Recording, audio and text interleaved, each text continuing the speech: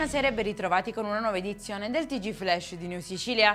In apertura paura ad Agrigento, dove 2 operai sono caduti da un ponteggio durante i lavori di ristrutturazione del prospetto di un magazzino commerciale.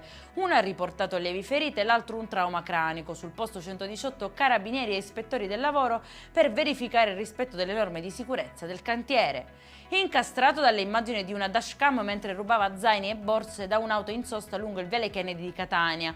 Protagonista un 39enne pregiudicato riconosciuto dalla polizia e arrestato insieme a un complice di 34 anni dopo un inseguimento tra le vie di San Cristoforo. Denunciata una coppia a sorpresa mentre rubava olive da un terreno comunale a Comiso. I due avevano già raccolto circa 50 kg usando rastrelli e cassette.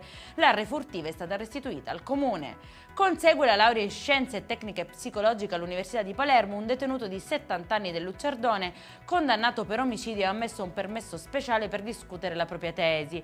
L'uomo, che ha studiato tra la cella e la biblioteca del penitenziario, ha raccontato di aver trovato nella conoscenza una forma di salvezza e rinascita personale. Il rettore Midiri ha parlato di un esempio concreto del potere rieducativo della cultura. E in chiusura il meteo: continua a splendere il sole in Sicilia, domani sono previste condizioni stabili, cieli sereni e nessuna allerta meteo, temperature fino a 26 gradi. Per questa edizione è tutto, prossimo appuntamento domani alle 13:30. Buona serata.